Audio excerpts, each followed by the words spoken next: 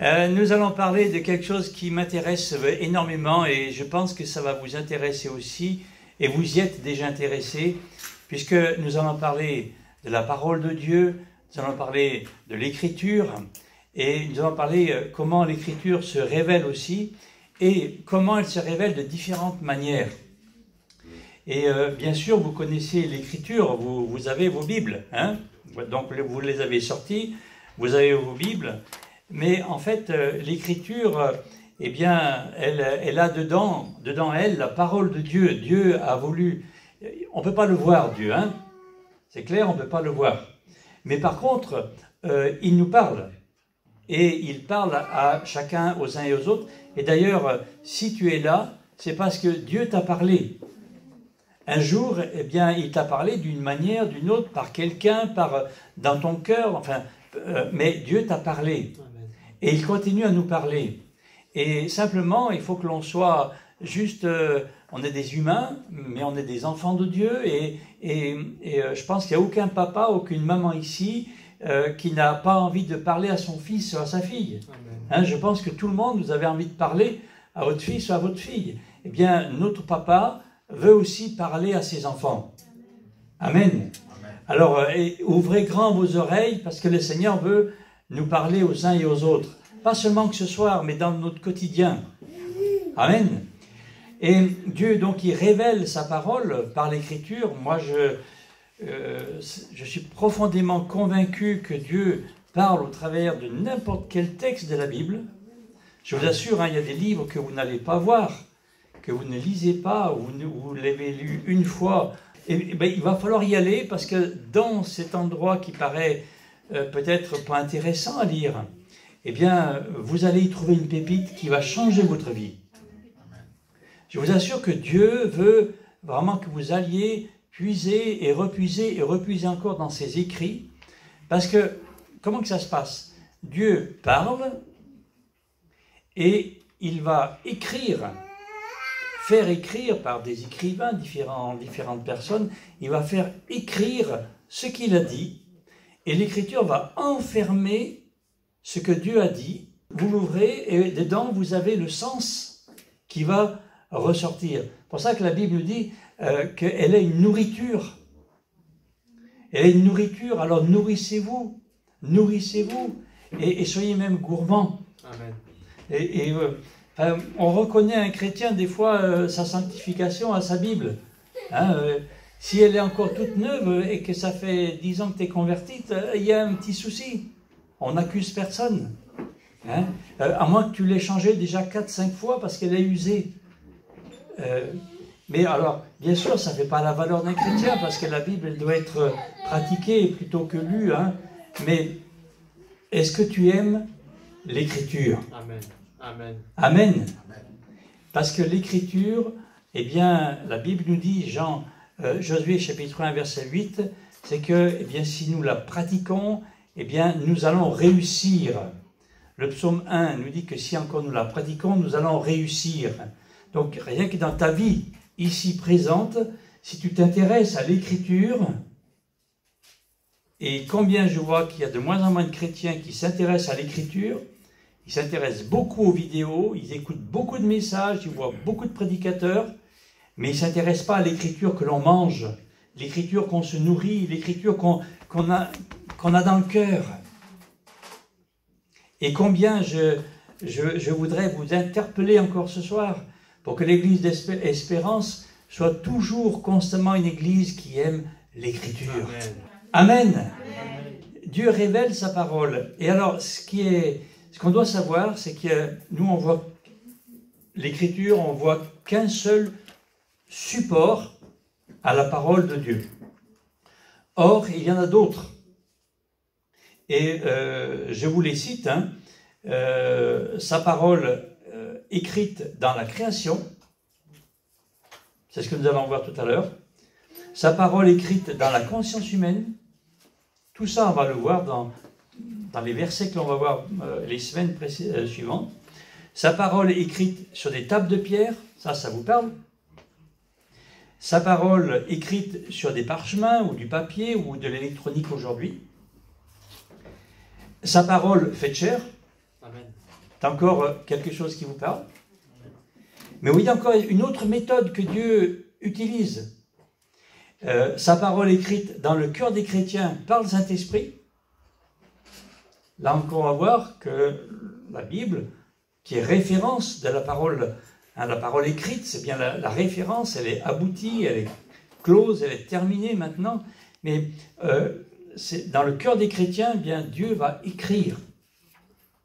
Et parce qu'il écrit dans le cœur des chrétiens, les chrétiens eux-mêmes, et ça c'est le 7e point, les chrétiens eux-mêmes deviennent paroles vivantes, lettres de Christ. Et les gens lisent vos vies. Alléluia. Et ils voient ce qui est inscrit sur vos cœurs et dans vos vies. Et selon ce qu'ils voient écrit, eh bien, ils vont venir à Jésus ou bien ne pas venir. Donc on voit, il y a différents, j'ai envie de dire, supports, moyens que le Seigneur emploie. Et aujourd'hui, on va voir la parole écrite dans la création. Dans la création. Alors pour cela, on va aller dans Isaïe 40, verset 26. Isaïe 40, verset 26.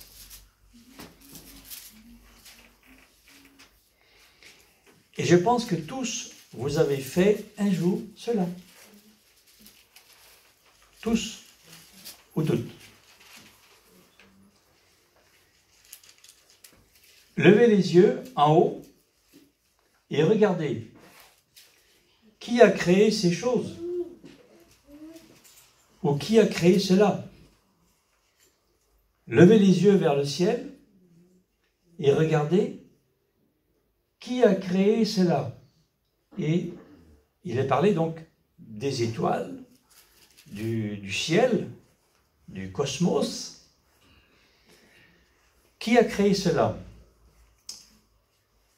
Je pense que tout le monde, étant jeune homme, enfant, je ne sais pas, eh bien vous avez regardé les étoiles et vous avez dit, mais qui a créé cela? C'est la création de Dieu.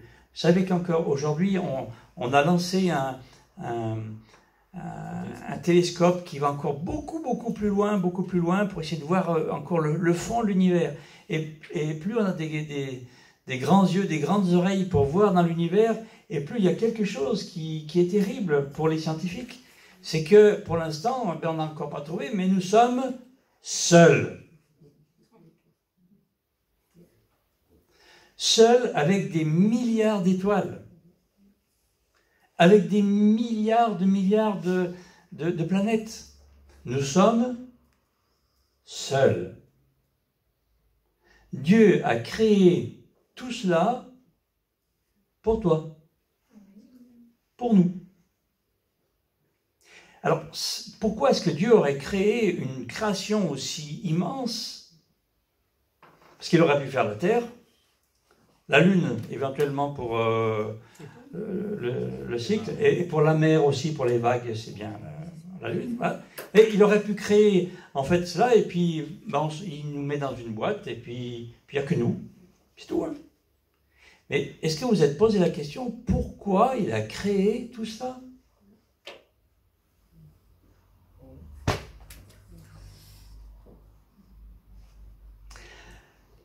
Levez les yeux vers le ciel et regardez qui a créé cela. Ben évidemment, nous savons que c'est Dieu.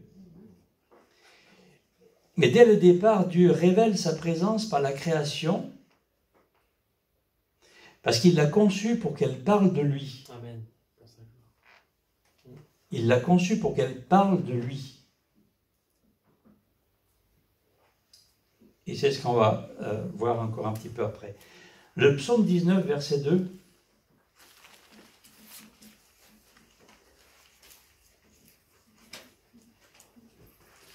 Psaume 19, verset 2.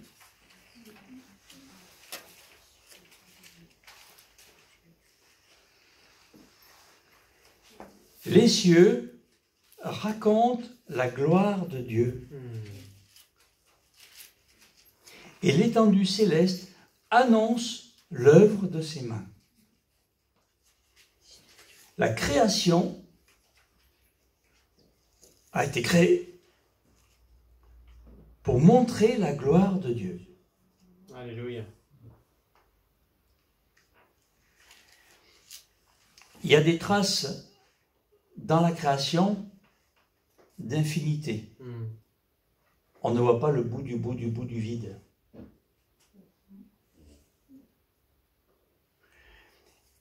Il y a du divin dans la création qui nous entoure. Ça nous dépasse. Comme Dieu. Dieu a fait la création à sa mesure, afin qu'en la contemplant, l'humain le découvre lui. Il l'a signé, la création. Amen. Il l'a signé, Dieu. Découvrir le Créateur, et beaucoup de scientifiques sont croyants. Beaucoup de scientifiques sont croyants. Il y en a très peu qui sont athées. Parce que tous, en explorant l'univers, arrivent à la conclusion, il faut qu'il y ait un créateur. Il faut qu'il y ait un créateur. Alléluia. Chaque homme, chaque femme, chaque être humain un jour s'interroge, et c'est ce que nous avions dans Isaïe 40, verset 26, qui a créé cela? La création parle de Dieu. Dieu l'a signée. Il l'a mise à sa dimension, afin que les uns les autres, en contemplant le ciel, en contemplant aussi l'infiniment petit, les atomes, etc., on en est à l'ADN, et on va aller encore plus loin. Et quelle merveille! La Bible dit, je suis une créature merveilleuse. Evelyne me l'a dit. Et Dieu me le dit aussi, alléluia. Amen. Alléluia. C'est vrai que nous sommes une créature merveilleuse. Mais dis-le à ton voisin, tu es une créature merveilleuse. Merveilleux, au top du top. Ah, et vous vous rendez compte non, mais vous avez vu la tuyauterie qui est à l'intérieur de vous? Ça fait bon merveilleux d'un coup. Non mais, est-ce que vous avez vu la tuyauterie qui est à l'intérieur? Mais il y a des fils partout. Tu sais, des fois, on va dans des... Il y a le tableau électrique dans certaines grandes maisons, et vous avez des fils partout. Et tout ça, ça marche. C'est encore 1 million de fois plus compliqué, le corps humain. C'est extraordinaire, le corps humain. Amen. Donc l'infiniment grand ou l'infiniment petit, la création, bien Dieu a voulu que ce soit, là encore, à sa dimension. On est épaté. Amen. Épaté. Alors, bien, qu'en est-il de tout cela? Quelle réponse nous lui apportons? Pas toujours la bonne. On devrait dire, il y a un créateur, je vais chercher le créateur, et puis, eh bien, on ne cherche pas toujours le créateur, ou parfois certains abandonnent en disant, il doit y avoir quelque chose, mais on arrête de chercher. Et qu'est-ce que dit la Bible? Acte 17. Puisque c'est bien par la Bible un rappel que Dieu a révélé sa volonté et sa parole. C'est écrit qu'il nous a laissé. Et acte 17, à partir du verset 16, donc c'est Paul il est à Athènes, il les attendait, et il avait en lui-même l'esprit exaspéré en contemplant cette ville vouée aux idoles. Il y a des idoles de partout, des statues de partout. Alors il y avait une synagogue des Juifs, donc il parlait avec eux, etc. Puis, verset 18, il y a quelques philosophes, épicuriens, stoïciens, et ils se mettent à parler avec lui. Alors, voilà qu'ils disent, mais explique-nous un petit peu ce dont tu veux nous parler. Verset 19, pouvons-nous savoir quel est ce nouvel enseignement dont tu parles? Il nous arrive des choses étranges aux oreilles, nous aimerions savoir. Verset 21, or, tous les Athéniens et les étrangers venus parmi eux ne passaient leur temps qu'à dire ou écouter quelques nouvelles. Et ils aimaient parler, et c'est bien. Et alors Paul, verset 22, debout au milieu de l'aéropage, dit « Athéniens, je vois que vous êtes à tous égards extrêmement religieux, car en passant, j'ai observé tout ce qui est l'objet de votre culte, et j'ai même trouvé un autel avec cette inscription à un Dieu inconnu. Ce que vous vénérez sans le connaître, c'est ce que je vous annonce. Le Dieu qui a fait le monde et tout ce qui s'y trouve, la création. Le Dieu qui a fait le monde et tout ce qui s'y trouve, lui qui est le Seigneur du ciel et de la terre, n'habite pas dans les temples faits par la main des hommes. Il n'est pas servi par des mains humaines, comme s'il avait besoin de quoi que ce soit. C'est lui qui donne à tous la vie, le souffle et toutes choses. Il a fait que toutes les nations humaines, issues d'un seul homme, habitent sur toute la face de la terre. Il a déterminé les temps fixés pour eux et les bornes de leur demeure, verset 27, afin qu'ils cherchent Dieu pour le trouver. Alléluia. Afin qu'ils cherchent Dieu pour le trouver, et si possible, en tâtonnant. Et or, il n'est pas loin de chacun de nous. Ils avaient fait un Dieu, et ils avaient fait un autel à un Dieu inconnu. Bon, on ne sait jamais. Hein. On ne sait jamais, on va en mettre un Dieu inconnu. Mais c'est celui-ci qui était inconnu, en fait, d'eux. Ouais. C'est le seul Dieu qui existait. C'était le Créateur. Alléluia. Le Créateur. Alors la création elle parle de Dieu. Et pourquoi reste-t-il inconnu à certains? Pourquoi ces gens si religieux n'ont pas cherché Dieu et le chercher au point que le Seigneur se révèle? Parce que moi je suis convaincu de quelque chose profondément, c'est que qui que ce soit, si quelqu'un cherche Dieu avec son cœur de manière honnête, il va le trouver. Amen. Ici, en France, mais en Papouasie, en plein milieu d'un désert de je ne sais où, si quelqu'un invoque Dieu d'une manière sincère et honnête, Alléluia. il va le trouver. Amen. Il va se révéler. Ouais, Dieu le veut. Parce que c'est écrit. Ouais, c'est son sort. C'est tout, c'est écrit. Afin qu'il le cherche et qu'il le trouve. Afin qu'il cherche Dieu pour le trouver, si possible, en tâtonnant. Peut-être, oui. Tout le monde n'a pas la chance d'avoir une église, des pasteurs, des ministères, etc., hein, des Bibles. Bon, ok. Mais je répète, j'aime bien, mais je suis convaincu que Dieu va se révéler à n'importe quelle personne, n'importe où dans le monde, Ouais, amen. qui le cherche d'une manière sincère et honnête. Alléluia. Amen. Amen. Parce que je sais que c'est ce que Dieu veut. Dieu veut que tous les hommes soient sauvés et parviennent à la connaissance de la vérité. Alors, eh bien, Amen. notre frère Karim nous parlait encore dans ces pays maghrébins où le Seigneur se révèle par des rêves. Ouais. Des apparitions. Ils sont tout seuls, ils ne savent même pas ce qui se passe, mais Dieu se révèle par des rêves. Donc Dieu fait comme il veut. Amen. Amen. Amen. Alors pourquoi bien la création qui parle de Dieu, pourquoi reste-t-il inconnu? On va aller voir dans Romains chapitre 1. Romains chapitre 1, verset 18. Et là, il est parlé de la colère de Dieu. Ouais. Dieu va être en colère. Pourquoi il est en colère? Romains 1, verset 18. La colère de Dieu se révèle du ciel. Romains 1, 18. La colère de Dieu se révèle du ciel contre toute impiété et toute injustice des hommes et qui retiennent injustement la vérité captive. Car ce qu'on peut connaître de Dieu est manifesté pour eux. Dieu le leur a manifesté. En effet, les perfections invisibles de Dieu, vous voyez les mots employés, les perfections invisibles de Dieu,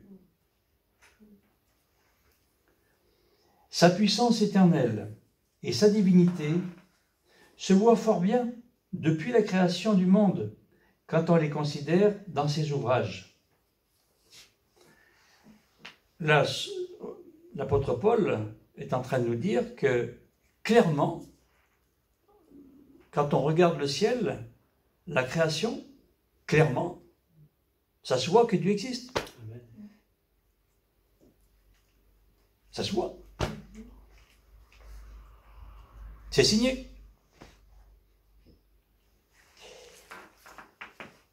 Et au verset 21, donc, ils sont donc inexcusables, puisque, ayant connu Dieu, c'est-à-dire, les êtres humains ont compris qu'il y avait un créateur. Et même, ça va même assez loin, puisque connu, ça voudrait presque dire qu'ils ont commencé à avoir une relation, quelque chose, éphémère. Ils ne l'ont pas glorifié comme Dieu. Ils ne lui ont pas rendu grâce. Ils se sont égarés dans de vains raisonnements, et leur cœur sans intelligence a été plongé dans les ténèbres.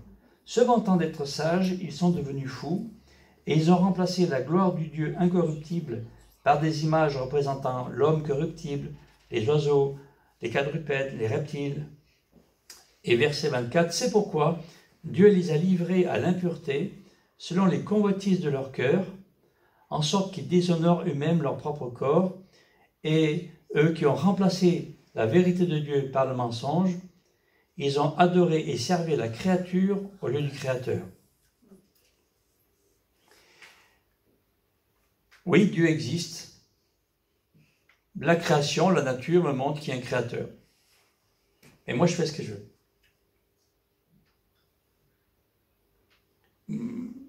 Ok, il m'a créé, c'est bien, mais moi, je fais ce que je veux. Le cœur de l'homme est rebelle. Le cœur de l'être humain est rebelle. Et c'est que seulement en Jésus-Christ que nous apprenons l'obéissance en lui. Mais tant que la conversion et la nouvelle naissance n'est pas passée en nous, le cœur de l'homme, le cœur de l'être humain est rebelle. Alors même s'il comprend qu'il y a un créateur, de A à Z, il a totalement compris, mais adorer le créateur, servir le créateur, non. Je préfère servir la créature. Je préfère adorer la créature. Les statues, les idoles, etc. En fait, je fais le Dieu que je veux à mon image, comme j'ai envie. Mais celui-là, j'ai pas envie. C'est ainsi que les hommes pensent. Et parce que c'est là qui est terrible, parce qu'ils ont remplacé la vérité de Dieu par le mensonge et qu'ils ont adoré et servi la créature au lieu du Créateur, eh bien Dieu va les livrer à l'impiété, à toutes sortes de choses terribles. Verset 26, Dieu les a livrés même à des passions déshonorantes, etc. Et là, il y a tout un tas de dérèglements de l'être humain qui est cité. Donc au niveau sexualité, et donc il y a plein de choses qui sont citées. Il y a l'homosexualité, il y a c'est en premier, recevant en eux-mêmes le salaire qu'ils méritent leur égarement, etc., etc. Mais après, il y a d'autres, verset 30, rapporteurs, médisants, impies, emportés, orgueilleux, fanfarons, ingénieux, au mal, rebelles, etc., etc. En fait, l'être humain, quand il n'est pas spirituellement, quand ça débloque, l'être humain débloque. Et quand l'être humain est centré sur Christ et qu'il veille à avoir une vie correcte en Christ, Dieu reconstruit tout. Et dérèglement, eh bien tout ça, ça vient du péché. Hein. Mais en Christ, eh bien nous avons le moyen eh bien, d'être restaurés. Ce qui est fort, et il faut peut-être s'y arrêter, c'est verset 24, Dieu les a livrés à l'impureté. C'est-à-dire, si on ne veut pas du Créateur, Dieu va livrer les humains à l'impureté, aux choses sales, aux choses mauvaises. Et les gens s'y plongent et s'y replongent encore. Et la société qui nous entoure est en train de s'y plonger pas mal. Pourquoi ? Parce qu'on enlève Dieu de la société. De plus en plus, on veut même plus du Créateur. sans parler de Jésus, mais de créateur, on veut même l'enlever. Et regardez qu'est-ce qui est en train de remonter. Ce qui est indiqué là. La créature. La gloire à la créature. Ce qui est indiqué par la suite. Dérèglement sexuel, dérèglement de tous les sens, etc., etc., etc. Les parents rebelles à leurs parents. Hein, vous voyez. Bon, les enfants, des fois, sont un peu rebelles. Mais parfois, ça prend des dimensions autres. Pourquoi? Ben parce qu'on s'éloigne, on ne veut pas du Créateur. Pourtant, verset 19, Dieu le leur a fait connaître. Pourtant, verset 20, sa divinité se voit fort bien. Pourtant, verset 21, ayant connu Dieu, ils ne l'ont pas glorifié comme Dieu. Égarés, verset 21 aussi, dans des vains raisonnements. Ça, c'est le fruit de l'arbre de la connaissance du bien et du mal. C'est le poison injecté à chacun. Et dans nos raisonnements, parce que nous avons reçu en nous-mêmes, dans notre ADN, il y a ce raisonnement qui vient de l'arbre de la connaissance du bien et du mal, et qui nous amène à préférer la créature que le Créateur. Quand on ne glorifie pas Dieu, ce texte nous montre qu'on s'égare. Et quand on ne glorifie pas le Créateur, on glorifie la créature.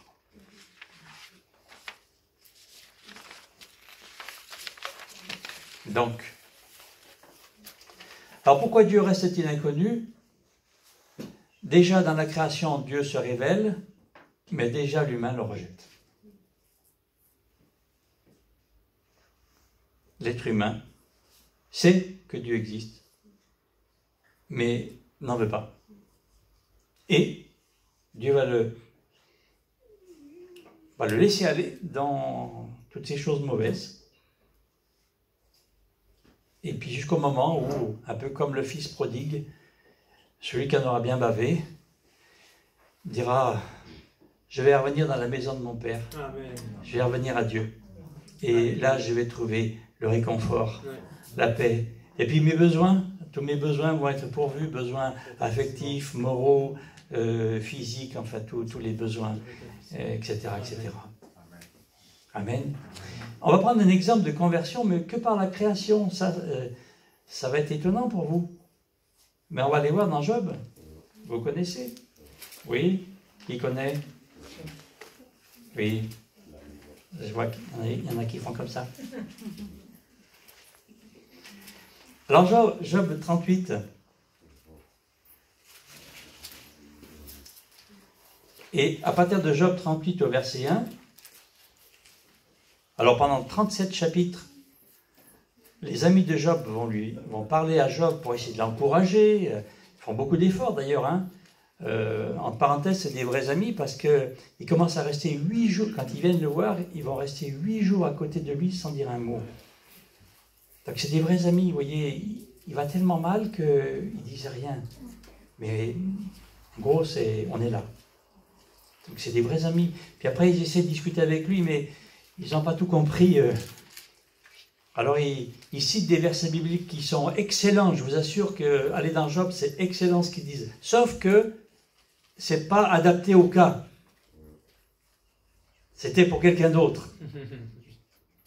Ils lui disent, si tu as péché, si t'arrives autant de malheur, c'est certainement que tu as dû commettre un péché. Et ce qu'ils disent, je vous assure que ce n'est pas faux. Hein. Mais ce n'était pas adapté à Job. Ce n'était pas son cas. Ouais. Ok. Bon, toujours est-il, à partir du chapitre 38, verset 1, eh bien, elle a dit, l'Éternel répondit à Job. Donc Dieu va prendre la parole. Qui est celui qui obscurcit mes desseins par des propos dénués de connaissance, met une ceinture à tes reins comme un vaillant homme, je t'interrogerai, tu m'instruiras. Et verset 4 commence, et là ça va durer 4 chapitres. Où étais-tu quand je fondais la terre? Déclare-le, si tu le sais avec ton intelligence. Qui en a fixé les mesures, le sais-tu? Qui en a étendu sur elle le cordeau? Etc., etc. Et vous avez 4 chapitres où Dieu va parler que de la création, des astres, etc., mais après des animaux, enfin, etc., de la pluie, il va parler de tout ça, et vous pouvez lire les 4 chapitres, et vous allez voir que Dieu ne parle à Job que de la création. Où étais-tu? C'est moi qui faisais. Ouais. Amen. C'est moi le créateur. Amen. Et à la fin, Job lui dit, mes oreilles avaient entendu parler de toi, et maintenant, mon œil t'a vu. C'est pourquoi je me repens. Et en fait, honnêtement, je pense qu'il va naître de nouveau là. C'est une vraie repentance et une vraie nouvelle naissance. Je ne sais pas comment on peut l'expliquer à ce moment-là, mais toujours il y a vraiment quelque chose de nouveau qui démarre dans sa vie. Pourtant, il était extrêmement religieux. Hein. Combien il pratiquait la Bible, combien il essayait de... Enfin, la Bible, tout au moins ce qu'il savait. Parce qu'on ne voit aucun écrit dans le texte. Donc il parle de prière, il parle de sacrifice, mais on ne voit pas d'écrit. Donc je pense qu'il connaissait quand même très très peu de choses à ce moment-là. C'est au niveau des personnes qui sont un peu savants, au niveau de l'écriture, ils ne savent pas trop situer, est-ce que Job c'était entre Abraham et Moïse, est-ce que c'est après Moïse? Si c'était après Moïse, ce serait un peu bizarre, ils auraient déjà des sacrifices autres, vous voyez, un temple, donc ce serait plutôt entre Abraham et Moïse qu'il a vécu, et là il n'y avait pas d'écrit encore. C'est après que l'écrit va se révéler. Bon, toujours est-il, Job s'est converti simplement par l'annonce de la création de Dieu. Mais l'annonce de la création de Dieu par Dieu. Amen. Amen. Puisque toute conversion, tout retour vers Dieu, l'être humain peut la désirer, comme je l'ai dit tout à l'heure, mais ça ne se fera quand même que par l'appel de Dieu, que par la décision de Dieu. Entrer dans les portes de la présence de Dieu ne peut se faire que parce que Dieu l'autorise, l'appelle et le veut bien. Donc Dieu parle bien par sa création, puisque là dans le cas de Job, on voit qu'il y a quelqu'un qui fait un vrai retour à Dieu, une vraie conversion, simplement, uniquement par la création. Et j'ai peut-être envie de vous citer une nouvelle création qui parle mieux encore. 2 Corinthiens 5, 19. Dieu était en Christ, réconciliant le monde avec lui-même. Dieu était en Christ. Ça veut dire quoi? Dieu a écrit sa présence dans la création. Tout à l'heure, je vous disais, Dieu l'a signé. Et puis Dieu est lui-même entré dans sa création. Par Jésus. Pourquoi? Eh bien, pour venir nous sauver.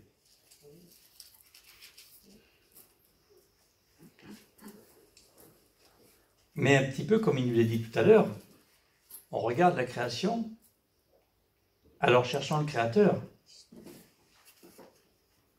Est-ce que nous voulons chercher Jésus? Venir à Jésus? Adorer le Créateur? Adorer Jésus? On a vu tout à l'heure, sa divinité se voit fort bien dans la création. Dieu a écrit déjà dans la création sa présence. C'est important de le souligner. On en parle peu, mais c'est important de le dire. Levez les yeux vers le ciel et regardez. Qui a créé cela? Vous savez, vous? Qui a créé cela? C'est Dieu. Quelle belle phrase, quel beau verset pour l'évangélisation. Quand vous parlez avec d'autres personnes, est-ce que parfois ça ne vous arrive pas de dire, mais à votre avis, qui a créé cela? Amen. Est-ce qu'on a trouvé quelqu'un qui l'aurait créé?